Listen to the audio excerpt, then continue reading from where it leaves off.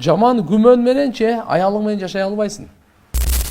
Пайгамбар саллаллаху алейхи ва саллям бизге сизге үйрөткөн. Аллага жакшы күмөн кылгыла, пенде инсандарга жакшы күмөн кылгыла. Ошо инсандардан эң жакыны ата энеңиз, аял бала чакаңыз, бир туугандарыңыз. Сиз жакшы күмөндө болуңуз.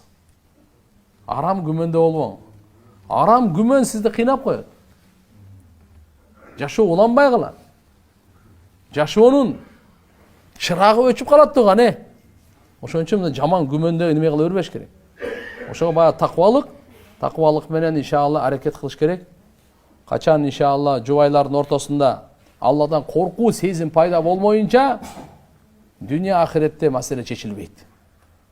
Ошон үчүн никеде 3 аят окулат. Үчөөндө тең таква деген атайы Алла Тааланын буйругу айтылат. Ортодогу аял менен күйөөсүнүн ортодогу жашоонун жакшы болушлугу акча менен болбойт. Ишенип коюң. Сулуулугуңуз менен болбойт. Күчүңүз менен болбойт ал. Шустрыйлыгыңыз менен болбойт. Чырайлуу сүйлөп койгонуңуз менен, алдап койгонуңуз менен болбойт. Таквалык менен болот. Ошон үчүн никеде ушул аят кайра-кайра айтылат. Туугандар, үйгө таквалыкты алып келгиле. Калган бардыгы болот.